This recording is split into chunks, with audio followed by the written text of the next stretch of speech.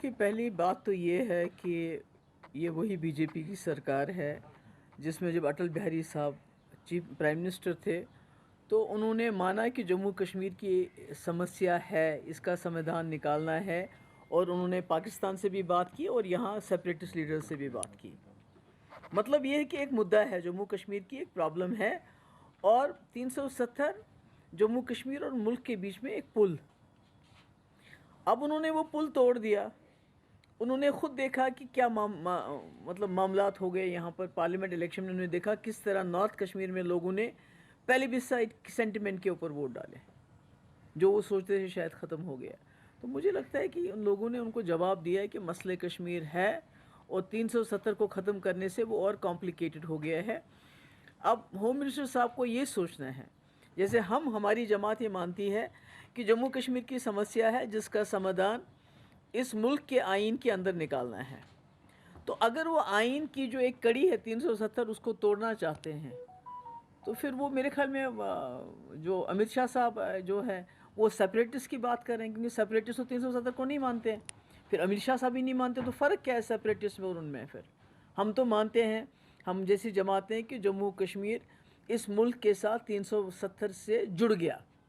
Separatist कहते हैं नहीं जुड़ा है कोई 370, हम नहीं मानते। तो अमित शाह साहब भी वही बात कह रहे हैं, इसका मतलब वो वही बात कहना चाहते हैं, वही बात, उसी बात पे यकीन करना चाहते हैं जो सेपरेटिस्ट कहते हैं कि कोई नहीं है, कोई जुड़ाव ही नहीं हुआ है। तो कांग्रेस जो एनसी कांग्रेस का अलायंस हुआ है, इस पर पीडीपी का मौक़िफ़ है कि अगर आपकी नहीं, देखिए मैंने कहा कि हमने जब भी कि पीडीपी ने कभी भी अलायंस की है कांग्रेस के साथ, कॉमन मिनिमम प्रोग्राम, बीजेपी सरकार के साथ एजेंडा ऑफ अलायंस, तो हमारी पार्टी का मौक़िफ़ है जब भी हम किसी जमात के साथ जाते हैं तो हम बाज़ाब्ता एक एजेंडा होता है हमारा कि हमने आपस में क्या क्या करना है, हमारी प्रायोरिटीज़ क्या रहेंगी, हमने क्या करना है। जैसे पिछला जब 2002 में तो पोटा हमने कहा ख़त्म करेंगे, जिसके लिए कांग्रेस एग्री कर गई, डायलॉग के लिए एग्री कर गई, रिकन्सिलेशन के। इसी तरह आज भी हमारा एक एजेंडा है। जब हम किसी जमात के साथ बात करेंगे तो उसमें एजेंडा हमारा डिस्कस, सीट शेयरिंग बात की बात है।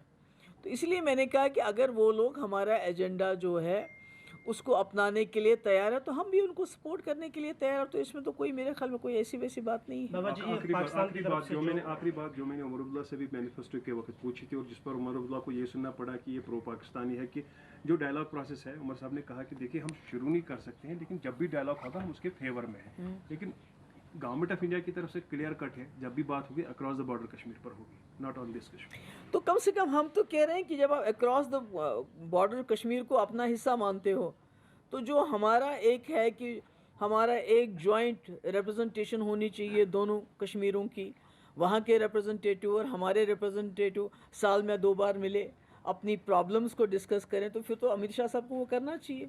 अगर वो कहते हैं वो कश्मीर भी हमारा है तो उनको क्या एतराज़ है जो पीडीपी का जो हमारा एजेंडा है कि दोनों कश्मीरों के बीच में एक जॉइंट रिप्रेजेंटेटिव कमेटी होनी चाहिए, तो उनको फिर वो मान लेना चाहिए। और दूसरी बात, जहाँ तक इसकी बात है, तो अगर कोई मसला नहीं था, मैं वाजपेयी जी की बात नहीं करूँगी। अगर पाकिस्तान के साथ इतनी चिढ़ है तो मोदी जी पाकिस्तान करने के लिए लाहौर लेने क्या गए थे, है ना?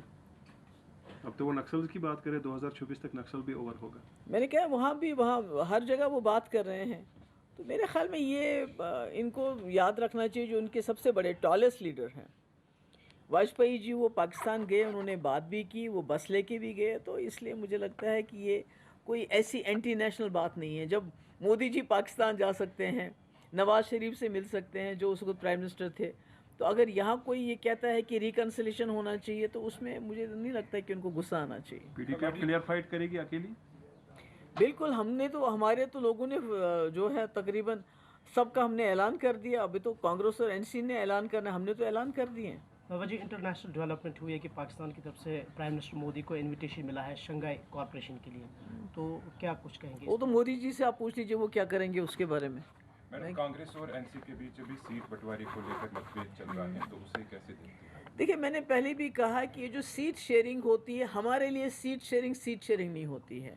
हमारे लिए एजेंडा पहली प्रायोरिटी रखता है। मुझे अजीब लगता है कि जब ये लोग एजेंडे की बात नहीं कर रहे हैं कि भाई हमारा कॉमन मिनिमम प्रोग्राम क्या होगा। जैसे कांग्रेस के साथ हमारा कॉमन मिनिमम प्रोग्राम था 2002 में, 2014 में बीजेपी सरकार के साथ हमारा एजेंडा ऑफ अलायंस था। तो मैं समझती हूँ एजेंडे की बात होनी चाहिए थी, कॉमन मिनिमम प्रोग्राम की बात होनी चाहिए थी, आप लोगों के लिए क्या करने वाले हो मिल के उसकी बात होनी चाहिए थी, बजाय कि सीटों के ऊपर इतना झगड़ा हो। मुझे ये अजीब लगता है। यूएपीए ट्रिब्यूनल ने जमात इस्लामी की बैन को अपहोल्ड रखा है, लेकिन दूसरी साइड से ये भी इतलात हैं, खबरें हैं कि साउथ कश्मीर से 6-7 इंडिपेंडेंटली जमात इस्लामी के लोग कॉन्टेस्ट कर रहे हैं।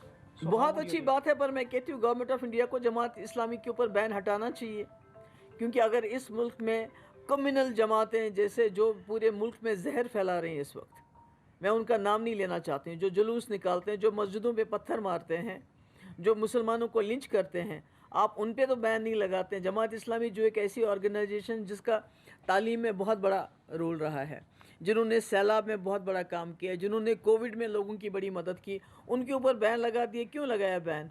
अगर आप चाहते हैं कि वो इलेक्शन में हिस्सा ले रहे हैं, बहुत अच्छी बात है, पर उस जमात के ऊपर से बैन हट जाना चाहिए। थैंक ये यू। सियासत भी अजीब तमाशा है, जबकि बीजेपी ने 370 हटाकर सियासत की, अब यहाँ की रीजनल पार्टी उसको रेस्टोर करने में सियासत कर रही है। नहीं, हमारा तो पीडीपी का तो एजेंडा बिल्कुल क्लियर है कि जम्मू कश्मीर का हल इस तरह हो कि यहाँ लोग जो है इज्जत से अपनी ज़िंदगी बसर कर सके, सर उठा के ज़िंदगी बसर कर सके, और 370 ख़त्म करके